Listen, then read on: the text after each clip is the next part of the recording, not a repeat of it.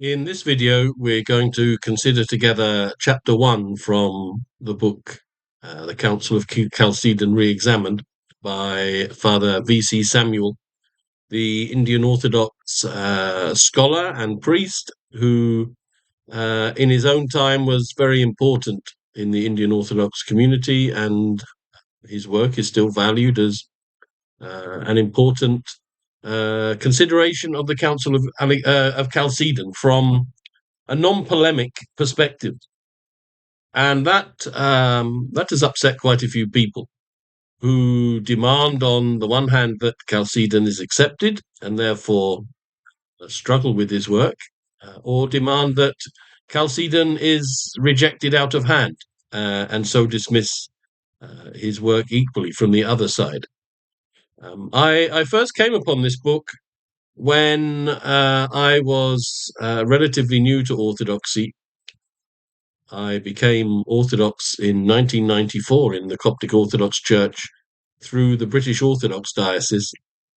And at that time, there were not so many books on Orthodoxy, let alone Oriental Orthodoxy in the English language. And one of the most important books that I found, apart from those by Callistos Ware, and The Way of the Pilgrim, and other texts like that many converts read. One of the early books I read, dealing with theology especially, and controversial church history, was this book by Father V.C. Samuel. And I was able to get into contact with the family of Father V.C. Samuel after he had passed away, and they granted me permission to republish it. And so one of the first books I republished as a service to others who were interested in Orthodoxy was this little book, full of wisdom and insight, presented in a scholarly way and without all of the polemics that often affect many of the books that we read. I found this very helpful, and it was one of the first books that I chose to republish. And it's still useful, and that's why it's part of the reading course. And I'm considering chapter 1, and I'm asking that we turn together, if you have it, as a PDF or as a book, to page 27, which is the beginning of chapter 1. And it's really important that when we are considering the Council of Chalcedon, we don't think of it in isolation from the rest of church history. In this first paragraph here, Father V.C. Samuel says that the Christian church began on the foundation of a faith centered in the person of Jesus Christ.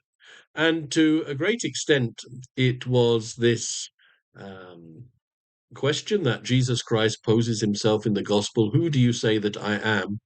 which concerned the Christians of the first centuries and brought about many of the great controversies, which were not essentially matters of politics, so they all became mixed up with politics in the church and outside the church, but they were to do with a real issue. Who do we say that Jesus Christ is?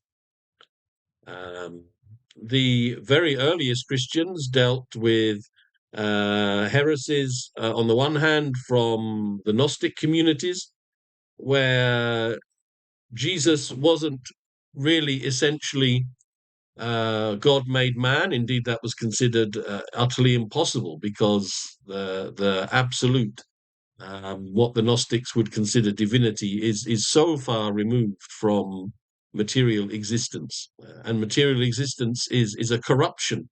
It's something that we are escaping from, and so the person of Jesus Christ becomes, to a great extent, a divine messenger, if we like, recalling us to the absolute existence with this divine being in almost a Buddhist sense.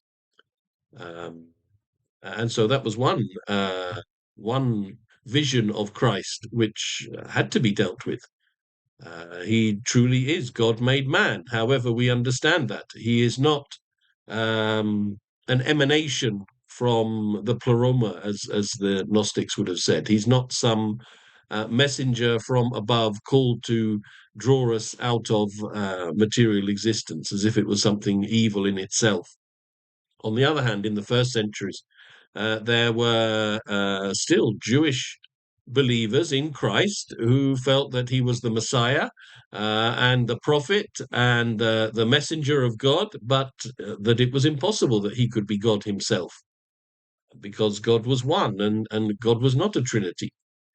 And so, to a great extent, the earliest questions that the Christians dealt with were on these two sides: one a more Hellenistic approach, the other a Jewish approach, and they had to preserve the middle way based on their own experience and their own encounter with Jesus, where they insisted that he was truly God made man, and that he revealed to them what had been expressed in the scriptures in the Old Testament in a hidden way, that God is a holy trinity, that before he created anything, before all ages, before time, he was always a trinity of divine beings, one God in three persons, as the church later came to express it, one essence in three hypostases. And so we should not be surprised that as we come to consider the period of Chalcedon and after Chalcedon, these earlier questions and controversies continue to have an influence, especially in the period before Chalcedon, as we see that Father Samuel speaks about. There was the Council of Ephesus in 431. But this itself was really a continuing expression of the controversy which had been found even earlier on with the Arian heresy, which said that there certainly was a trinity, but not a trinity of three divine persons. Rather, there was a Father, a Son, and a Spirit, in which the Father was truly God, and his first and greatest creation was the Word, and his secondary creation as the agent of his will was the Spirit. And we remember famously that Athanasius had to fight against this error. It was again looking at who is Jesus Christ, who is God the Word. And it produced a logical and a reasonable answer. The Trinity is confusing and complicated. We can believe in one God, that's easy for us, you know. So if there is one God, then the Word of God must be something other than God. He must be like God, as we remember the Arian creed insisted. But the Orthodox creed was that he was God, he was the same as God, and the Spirit was God and was the same as God.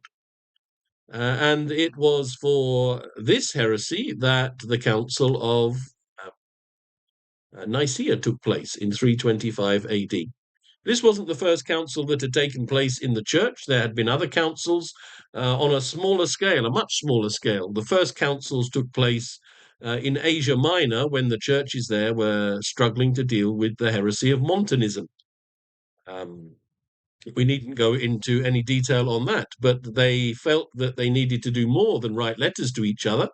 If you have an awareness of church geography, you'll know that there were many churches in Asia Minor, which is modern Turkey, and they were relatively close together. And it was easy for them to be in contact with one another, and they started meeting together with the encouragement of the Pope of Rome at the time. And it was in their meetings face to face that they were able to come to an agreement about how they should deal with the heresy of Montanism. And so, again, it was in this context of the church having already started to meet together, even before the time of peace that the church entered into with Constantine. Even when it was still rather an underground movement, it met together in the councils of bishops in various places. And so we shouldn't be surprised that after Nicaea, there was the Council of Constantinople in 381, where really Arianism was finally dealt a death blow. It's ironic that after the Council of Nicaea, in fact, Arianism became even more powerful. politically and church politically.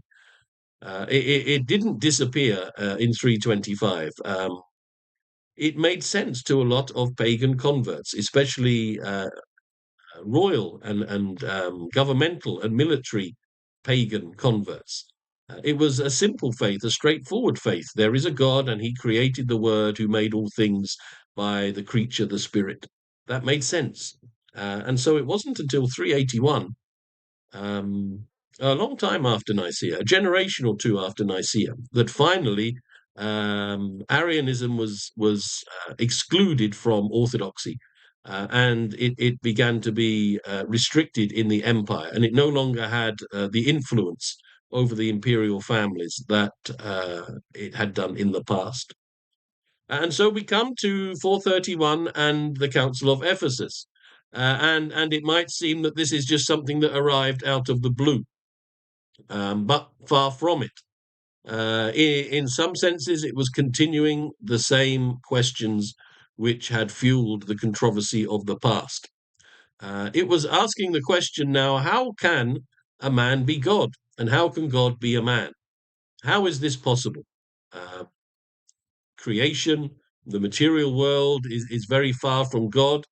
Even we find that it is full of moral corruption. There is disease, there is disaster. It seems far from God and his life. How is it possible that God could ever become part of his creation? And on the other hand, we know what a man is. A man is someone born from a woman through sexual relations, which also were not considered to be worthy of God in any way, and were considered a concession to sinful man for the preservation of humanity. How is it possible that through this means a man could be born and enter into life and have all of the messiness of being alive and yet be considered God? And really, this was still an echo of the controversy that began at the very beginning and was expressed in Arianism. Even Arianism was not trying to cause trouble. It was trying to answer these questions. How can God be a man? He can only be a man if he's not really God, but he's like God, because God himself cannot become a man. And so when we suddenly find that Nestorius breaks onto the scene, it's only in often our own limited understanding of church history that we find it's a surprise. It wasn't a surprise in his age. On the contrary, this was a teaching which Nestorius had received from his own fathers, from Theodore of Mopsuestia, from Diodor of Tarsus. These were men who, while rejecting Arianism and absolutely insisting on the Holy Trinity, they were struggling to see how God could become a man. And when they read the Word became flesh, they were unable to understand it in any sense that God had transformed himself. God had truly begun to experience being in a different way. And so this is why in these preliminary remarks, we find that Nestorius is condemned because his teaching contradicted the Nicene faith. Everything was going back to Nicaea. Everything was going back to the earlier controversies. There wasn't a sense in the church of these distinct controversies as we tend to describe them. We will look at first century heresy. We will look at Arianism. Then we look at Nestorianism. Then we look at monophysitism, if we want to include that. Then we look at monothelitism.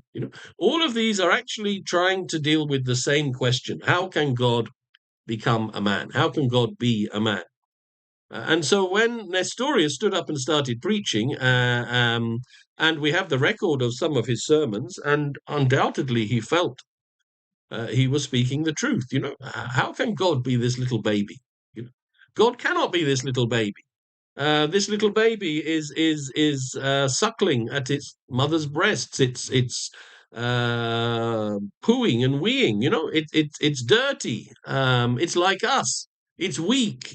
How can this be my God? I refuse to say that this is my God, he says.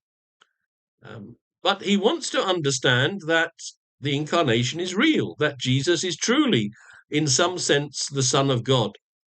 And this was not a new teaching. This was not a new teaching. It was a teaching that had already produced controversy in the church.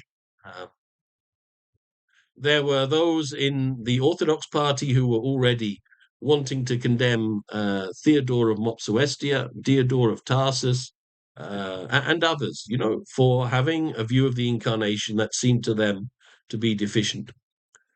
On the other hand, important teachers such as Theodore of Tarsus and his other disciples, Theodoret and Ebas, even of Edessa, they looked at the Alexandrian teaching that God had become man as Jesus Christ, and they saw in it not the earlier Arianism, that produced this distinction between God and man, but the earlier heresy of Apollinarius of Laodicea, which said that God had come into Jesus and replaced a part of Jesus.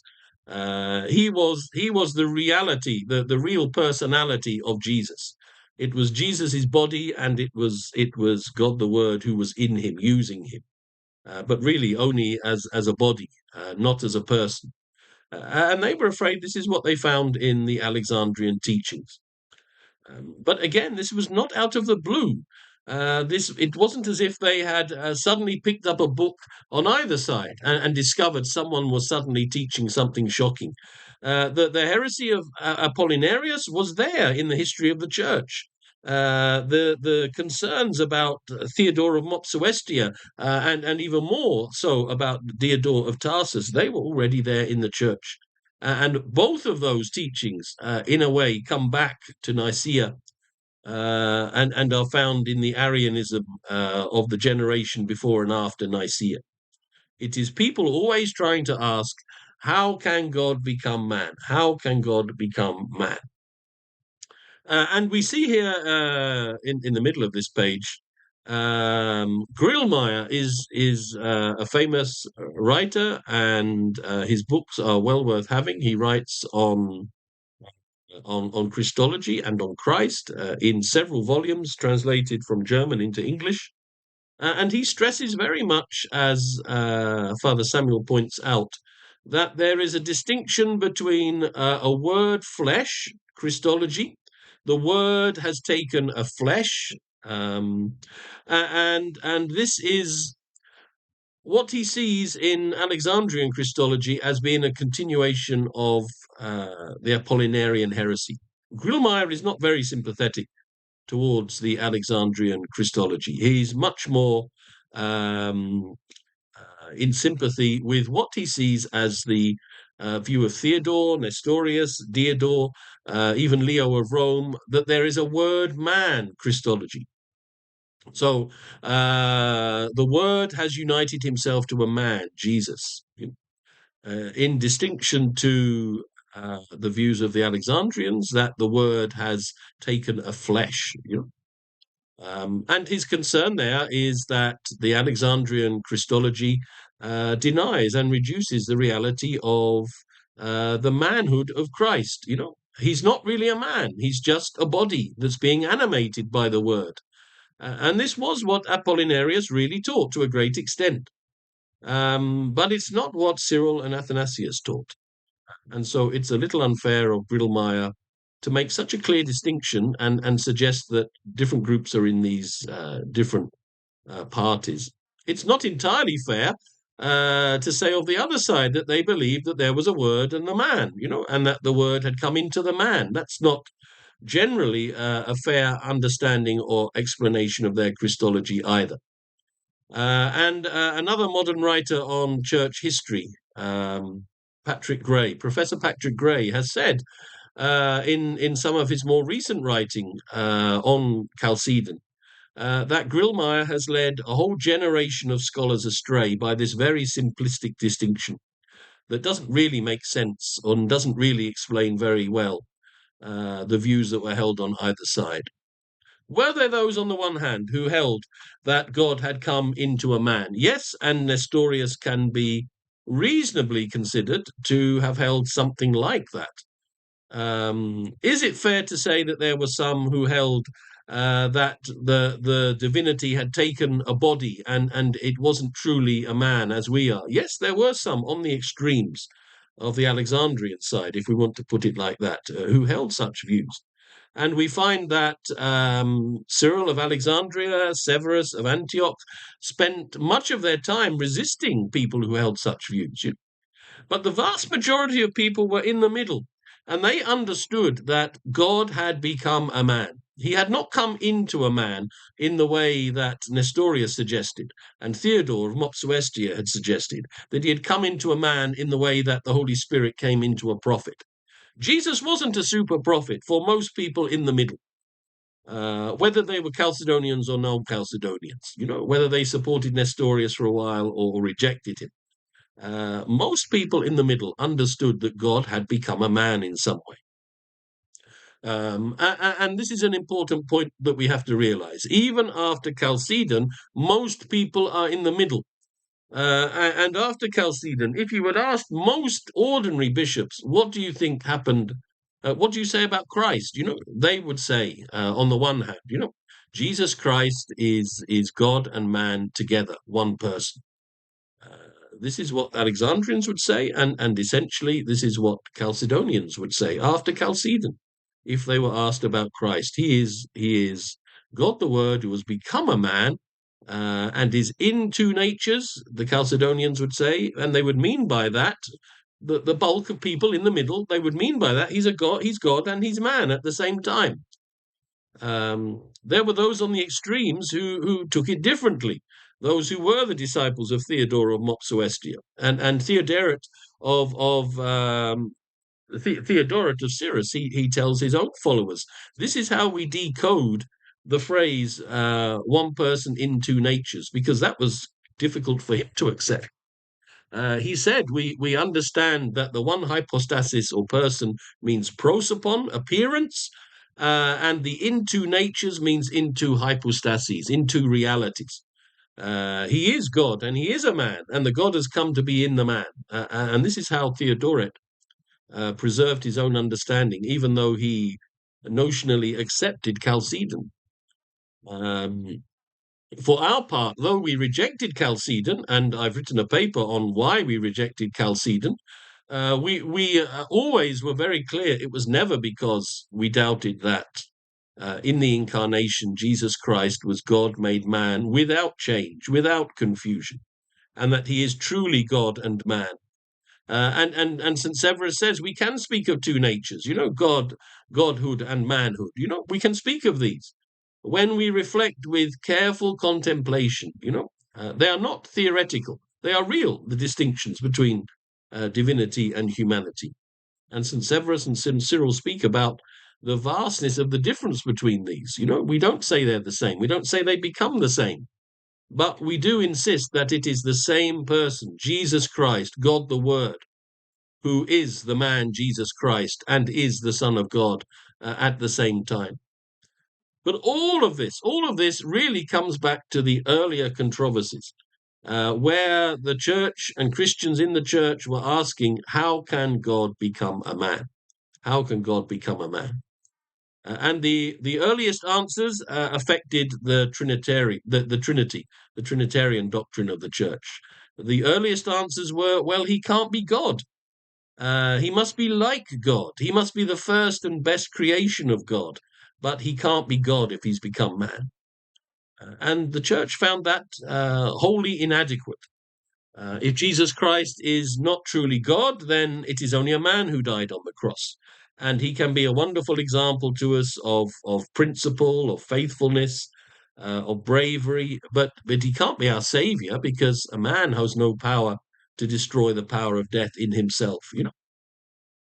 And then when we come to Ephesus, we find that the location of the argument has changed. It's no longer about the Trinity. Or everyone in the church at this point accepts the Trinitarian nature of God. The issue is much more, how can one of the Holy Trinity become a man? What do we mean by this? And here the answers were still diverse and still rooted in the earlier fear of contaminating God if he became man. This was a real fear among many in the church, that if God was to become man, in some sense he would be contaminated by the experience of becoming man. Um, this was a deeply Hellenistic perspective. This was what was at the root of Gnosticism. To some extent, it was what was at the root of the Jewish heresy of Ebionism. Where Jesus Christ was the Messiah, but not God. It is seeking to prevent God being contaminated and changed, because change is mortality, change is death, change is darkness. And so many in the church feared this, even up until the Council of Ephesus and afterwards. Um, so when we come to the Council of Ephesus, we find that there's some change in the way the church deals with controversy. Um, the church has had the experience of two major ecumenical councils, and although Nicaea seemed to have brought unanimity, actually it didn't immediately bring about the necessary exclusion of Arianism, which had been hoped for. In fact, things got much worse for many people, such as Athanasius. At the Council of Constantinople, it became evident that secular politics were beginning to have an influence in the life of the church, not necessarily in a positive way. And Gregory of Nazianzus, who had been working in Constantinople as a missionary bishop on behalf of Orthodoxy, where most of Constantinople was Arian. He was called to lead the Council of Constantinople, and he was elevated to be the bishop, the Archbishop of Constantinople. And then he found himself under personal attack because sometime earlier in his life, he had been made the bishop of a tiny, tiny hamlet, with a few houses and hardly any people. And he had not even been able to visit it and become the bishop there. But some people used this against him and said, how can this man move from one place to another? And so he resigned. He returned to his father's see of Nazianzus and was disappointed and a little bitter about the way the church organized itself. Already there were politics involved in the church. It wasn't a straightforward matter of leaders of the church meeting together to find God's will for the way forward. And then we come to Ephesus, and we see this secular political and church political activity even more clearly. If we remember very briefly the events of Ephesus, Cyril and Celestine, the Pope of Rome, are in agreement that a council is required to deal with the teachings of Nestorius. He has certainly caused confusion and division in the church, not so much by his views, which were certainly controversial and even heretical, but by the fact that they could no longer be ignored. He wasn't the bishop of some small place in the Far East or the Near East. He was the Archbishop of Constantinople, and what he preached really mattered. And so when he stood up and he really expressed very clearly what was essentially a word man Christology, that the word had come into the man Jesus Christ, then it was necessary that the church as a whole respond to this in some way. And we remember that Cyril gathered his supporters for what was an Orthodox perspective, certainly, and they gathered at Ephesus. And the supporters of Nestorius and his language, which was traditional by now in Antioch and parts of the East, they were used to speaking in this way, that Christ was in two natures, meaning God in a man. And they didn't necessarily mean by this that the man wasn't God either in a personal sense, but they meant that God was in a man. He hadn't been mixed into some new nature. They were preserving the distinction, but perhaps they preserved the distinction so much that they rather subverted the union between the two.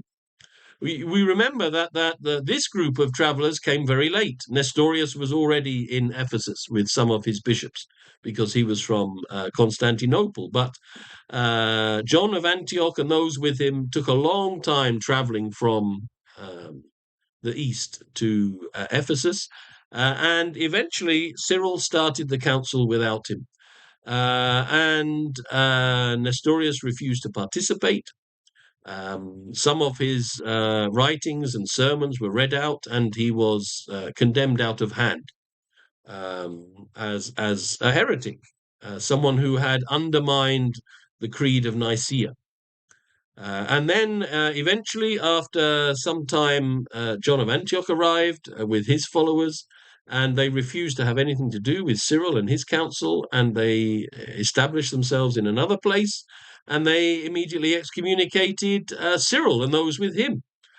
And we have the words, the account of the imperial officer who was in charge of this event and supposed to make sure that it happened in an orderly manner. And we read about how he went at night to pray in the church because he was just overwhelmed with the hostility and violent attitudes that these two groups had towards each other. It wasn't what he expected. And eventually he was able to insist, that they came together to deal with these issues. And he had to have them coming into two different doors in the meeting place that he had arranged because they were engaged in physical violence with each other, some of these bishops and some of their followers. So we have to understand that something had changed in the life of the church. I don't mean irrevocably. I don't mean that God was no longer active in councils, but councils were becoming complicated things. And the Council of Ephesus, dealing with this controversy, was complicated. And because of the imperial involvement, because it was a matter of secular politics and secular law and secular punishment, it is reasonable to say that the church was unable to come to a complete and consistent conclusion in God's will of this matter, because other things were involved. And so eventually the Council of Ephesus petered out. There hadn't really been a clear ending to it. And Cyril had been arrested at one point. It was not a happy end. Eventually, he found his way back to Alexandria. The other bishops dispersed. But the See of Antioch was no longer in communion with the See of Alexandria. And the emperor himself, Theodosius, took some great effort to try and restore unity to the church. And eventually, with some pressure on Cyril especially, but with a greater willingness on both sides to listen to what the others were saying and to understand what the others meant. In 433, it was possible for the two sides to come back into union.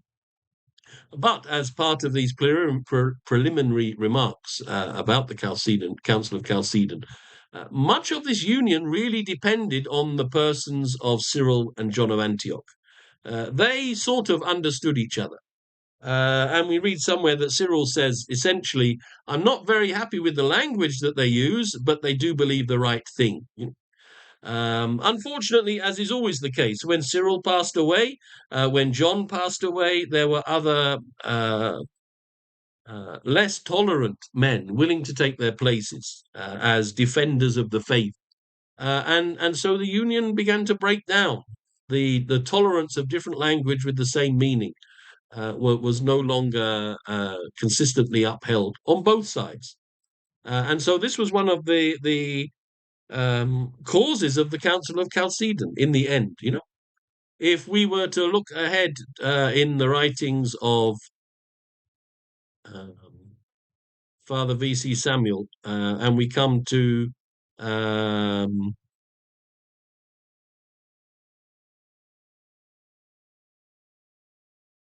here, page 38, the Home Synod of Constantinople in 448.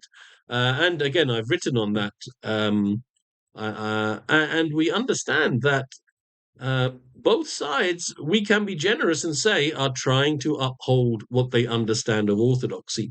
And we can even say that both sides have essentially the same orthodox understanding. God has become man in Jesus Christ. Jesus Christ is God and man together. We can even generously accept that most people in the middle, that was their view of Christ. But people were increasingly becoming tied to particular language and particular phraseology. And at the time of the Home Synod of 448, we find that it was this language of Cyril and essentially of Theodore of Mopsuestia which became key and which brought about division to a great extent. Do we say that Christ is one incarnate nature, as Cyril does? Or do we say that Christ is in two natures, as the Eastern tradition had done?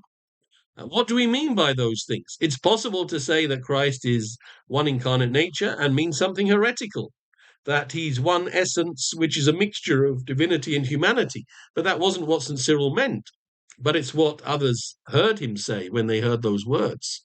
It's possible to understand that Christ is in two natures and understand that what is meant is that Christ is one person, the Word of God, who is in divinity and humanity. He is God and a man together.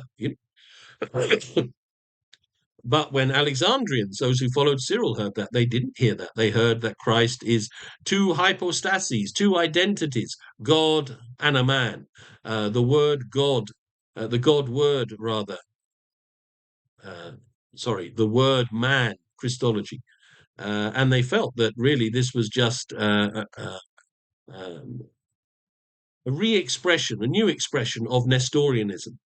And in actual fact, Eutyches, who became involved in the controversy, not a theologian by any means, a relatively simple archimandrite or abbot of a monastery in Constantinople, a very keen follower of Cyril. He had letters from St. Cyril that he valued. He was absolutely a supporter of St. Cyril, but he doesn't seem to have necessarily understood entirely correctly what St. Cyril meant when he spoke about one incarnate nature. Eutyches had already written to Leo of Rome. Eutyches was in contact with Leo of Rome and was warning him that Nestorianism was starting to creep up again, like weeds in a driveway when we don't take care of it. And Leo had been concerned about this, and Leo had written to him and said, "Keep an eye on this, keep me informed about what's happening." And it was because there was this increasing suspicion that Nestorianism was beginning to be seen again here and there and here and there. That those who held those views and used that language were very quick to use any power authority they had to try and crush their own opponents. And so that's why Eutyches found himself called to the Home Synod at Constantinople in 448, where his opponent was Eusebius, someone he had criticized. And so the clash was not really even between those who stood together and faced each other in Constantinople. It was really behind the scenes, a clash between those who had already departed, between Cyril and Theodore of Mopsuestia. Whose language, whose vision of Christ was the correct one? Should we be suspicious of other language? Does other language always necessarily represent a false Christology? These were the questions which were in the air and at the back of Chalcedon when it took place. They weren't dealt with consistently. They weren't dealt with in a way that brought closure. And so when Eutyches came out bruised and battered from the Home Synod of Constantinople in 448, he was able to write to patriarchs in different places demanding that his case be heard again, because there were some inadequacies in the way that he was treated. When he had tried to say that he didn't mean anything more than the fathers of the church had said, he was shouted down. Even when some of the bishops there said, well, there is a way of understanding his words that's orthodox, they were shouted down, because it was clear it had already been determined that this language must be excluded, one incarnate nature. But to some extent, their opponents had the same view. This language, Christ is one person in two natures, must be excluded. And what became increasingly difficult from Ephesus onwards was to actually listen to different people and to try to come to a measured and appropriate response to what was believed and not to what was only said. And we will see that many of the problems at Chalcedon are to do with what is said and not with what is meant. Because if Chalcedon had been dealing with what was meant, then it would have been impossible for Dioscorus to have been condemned. And if it had been possible to listen to what Ebas of Edessa, especially, and Theodoret had meant, it would be clear that their views, even though they used the right words, were not accurate at all, and that they were concealing their own heresy in particular phrases, which were considered accurate at the time in Chalcedon. So we don't find that Chalcedon is something that happens out on its own in the middle of nowhere, in a vacuum. It's part of a long history going all the way back, even before 325, to the origins of Arianism, and before that even, to this consideration: how can God become a man without being corrupted, without being changed, without ceasing to be God? How is this possible? And then how can God become this man Jesus and be Jesus while also being God the Word? How is that possible? These were always the questions. And what we see is not that these questions arise in a vacuum out of nowhere. They are part of a continuing history of controversy. But what we do see is that there is an increasing hardening of attitudes, so that it becomes much more difficult to actually express what is meant. In terms of Nestorius, for instance, we know that before he went to the Council of Ephesus, he had already accepted, very grudgingly, but he had accepted that the term Theotokos could be used of the Virgin Mary. That's a positive thing, but it wasn't really represented at the Council of Ephesus, where he had already been condemned ahead of the council, really.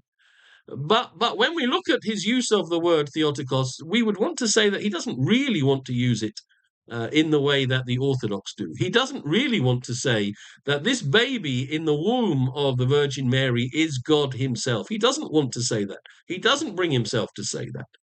He wants to say, in some sense, she is the mother of the man that God came into. She is the mother of the man who became the Son of God because the Son of God was in him. And that's rather different. So these are the complications. We want to listen more carefully to what the different parties say. We want to understand it's part of a continuing history of controversy. But we will also discover that while some people speak in a way that others thought was heretical, yet actually they were speaking in an orthodox way, we will discover that others speak in what appears to be an orthodox way, but really it is a veil for heresy, for wrong opinions which they actually hold. And as I said, this is especially the case with Theodoret, where he writes to his followers and says, this is how we are to understand these words, that Christ is one person in two natures. We are to redefine it so it suits our own understanding, rather than changing our understanding so it suits what the church or at least the Chalcedonian party had defined. As we go on to consider Chalcedon, we will want to look at and see, can we understand what people are saying? Can we understand the agendas that are going on here? As secular politics and church politics become much more important, at Chalcedon we will start to see very clearly how some bishops act in a particular way for their own personal political benefit. It is no longer, unfortunately, a gathering of godly, holy, prayerful men seeking the will of God. If it was ever like that in councils, because we are all human and weak, but increasingly, the activities of the church in general councils like this, in ecumenical councils, become defined beforehand, even by particular views which increasingly the emperors want to impose on the church. This was the case here, as we will see. It's very interesting that all of this controversy takes place during the lifetime of Theodosius II, and Chalcedon takes place during the imperial reign of Marcian, one of the generals, and Pulcheria, Theodosius's sister, when again a very different influence comes to play. Theodosius had managed to bring about the reconciliation of Cyril of Alexandria and John of Antioch by pressuring them to talk to each other, to understand each other better. But under the reign of Marcian and Pulcheria, we see a very abrupt change in imperial policy. And this also has a very abrupt impact on the life of the church, which we will look at in another lecture as we look at some more from Father V.C. Samuel's book. Thank you. God bless.